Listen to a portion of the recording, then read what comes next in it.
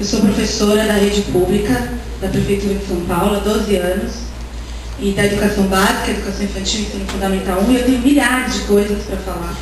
Não sei se eu tenho tempo limite, espero que não. Tenho, Tomás? Vamos tentar...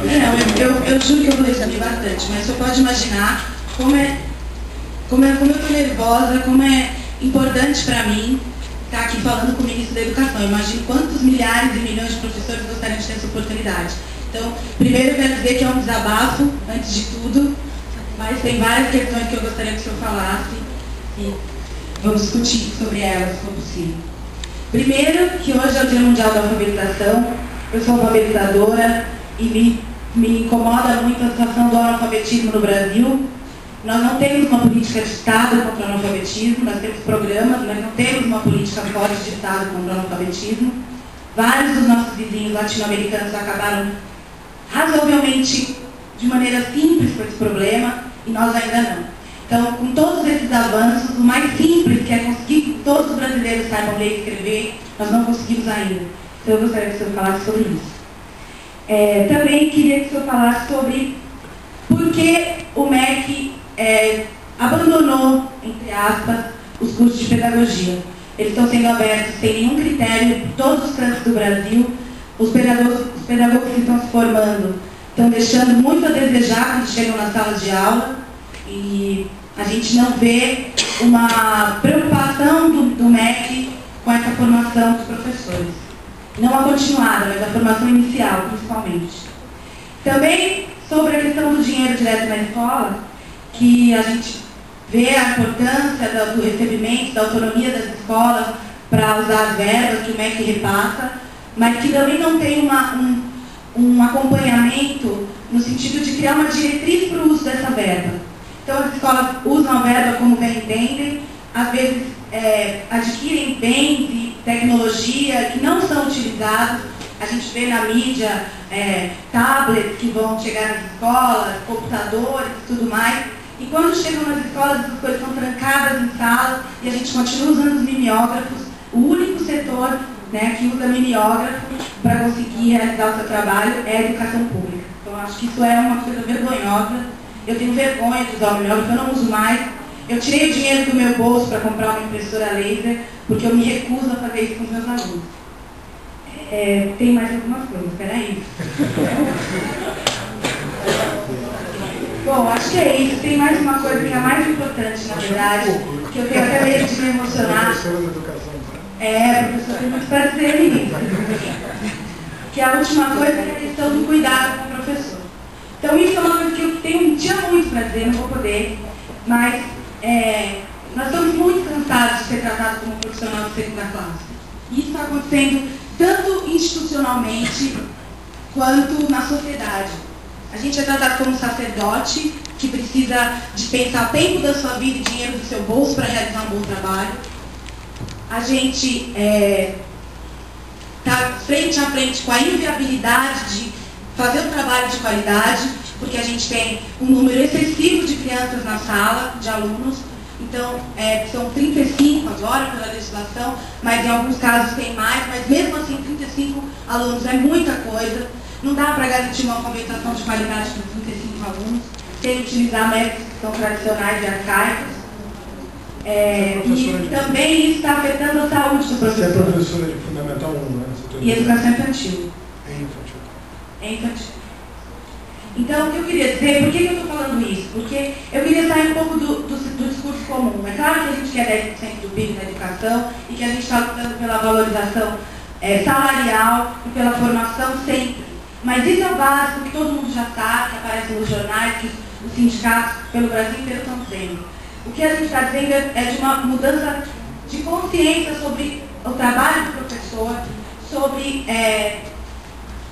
o quanto o professor precisa de cuidado na sua saúde, porque a gente está sendo destruído fisicamente, emocionalmente na sala de aula.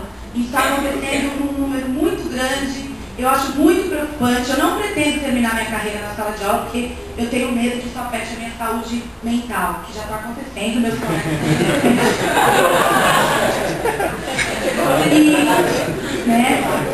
E eu acho que para isso, ministro, Tem uma coisa que é muito importante, que eu queria dizer para todos os gestores educacionais, se eu pudesse, e para o senhor que agora está no Ministério, que pode vir a ser gestor educacional em outros órgãos, é que nós professores, precisamos estar envolvidos na construção das políticas, porque somos nós que executamos as políticas de educação.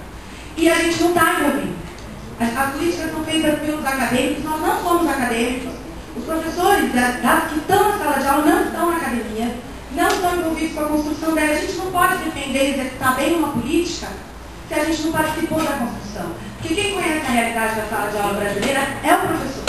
Por mais que a academia possa ajudar, ele tem que estar do nosso lado. Quem tem que executar somos nós. Então eu queria que o senhor sensibilizasse com isso. E todos os meus colegas que são futuros gestores, que estão me ouvindo falar 4 anos que eu estou fazendo esse curso, sobre essa questão, que a gente quer participar. Porque quando o professor participar e quando o professor estiver dentro envolvido com a mudança, é que a educação brasileira realmente vai avançar. Enquanto isso, infelizmente, vai ser só uma falácia que faz a gente chorar todo dia quando sai da sala de aula. É isso. Obrigada.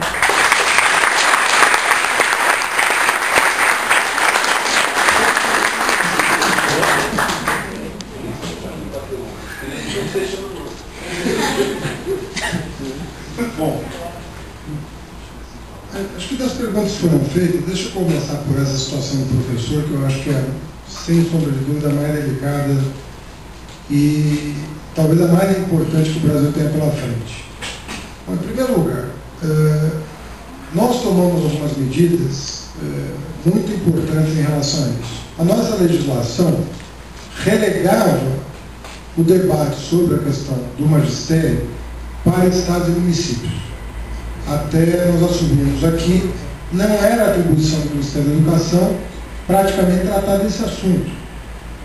Formação inicial, formação continuada, remuneração, tudo isso era, pela nossa lei, atribuição de estados e municípios. Infelizmente, isso ainda é assim, em grande medida, mas está mudando. Como é que está mudando? Em primeiro lugar, nós alteramos a Constituição. Eu sei que essa mudança não... Como chama a professora? Carla. Eu sei que essa mudança não afeta a Carla, mas afeta 60% do magistério do Brasil. Foi a criação, na Constituição, do Piso Nacional do Magistério.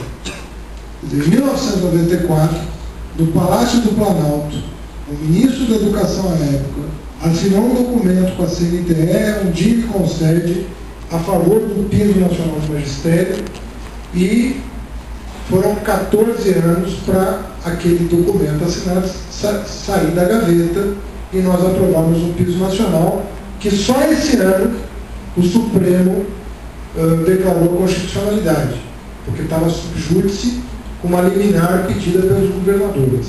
5 governadores de estado ingressaram pedindo uma liminar para evitar a entrada em vigência da lei federal. Então, só para que você tenha uma ideia, nem é um piso maravilhoso, é um piso de menos de R$ 1.200, R$ 1.187, e mesmo assim, nós tivemos que enfrentar uma ação direta de inconstitucionalidade, que foram 3 anos de trabalho junto ao Supremo Tribunal Federal, para que agora, finalmente, declarasse constitucional, o que vai beneficiar 60% dos professores do país, que ganharam menos do que o piso. Tá certo? Então, começa daí. Segundo lugar, formação inicial hoje, pela ação do Ministério da Educação, se transformou num direito subjetivo do professor. Quem quiser ser professor não vai pagar pela sua formação, mesmo que estude em instituição particular de qualidade. Por quê? Porque hoje, pela legislação, ele toma o financiamento estudantil, portanto estuda sem pagar, e se exercer o magistério em escola pública, tem a sua dívida simplesmente perdoada. Ele não é obrigado a pagar o financiamento estudantil. Isso também foi ação recente do Ministério da Educação. Terceiro lugar, nós aprovamos as diretrizes do curso de pedagogia e iniciamos um processo de fechamento de cursos. Nós já fechamos vários cursos de pedagogia, vamos continuar fechando cursos de pedagogia que não estão adequados às diretrizes nacionais e que não tenham qualidade para formar um professor, sobretudo professor alfabetizador, né? E de educação infantil, como é o teu caso. Então nós estamos fechando os cursos, vamos continuar fechando, apertando na qualidade, porque os sinais nos dá, a lei atual nos dá essa prerrogativa de cancelar, até suspender o processo seletivo ou descredenciar uma instituição em função da baixa qualidade. E com respaldo no judiciário, porque hoje o Ministério tem respaldo no judiciário para tomar esse tipo de providência, né? Então, a regulação dos estudos de pedagogia, a questão da formação inicial gratuita, a questão do piso nacional do magistério, tudo isso está sendo analisado. Agora, você mora numa cidade que, paradoxalmente, apesar de ser a mais rica do país, ainda tem turno da fome, ainda tem 40 alunos por sala de aula, ainda tem uma série de problemas de gestão que estão sendo enfrentados gestão após gestão, mas parece um metrô, sabe? É 1 km por ano de metrô. Então os avanços ali são muito graduais e eu sinto te informar que a qualidade da educação na cidade de São Paulo, apesar dos investimentos que são feitos, não são pequenos perto do Brasil, ela é pior do que Teresina. Teresina, com o investimento que deve ser metade do de São Paulo, tem uma qualidade de educação superior à de São Paulo. Então, por aí você tira a base. Eu entendo sua angústia, porque realmente os avanços estão sendo muito pequenos em São Paulo. Os paulistas e paulistanos veem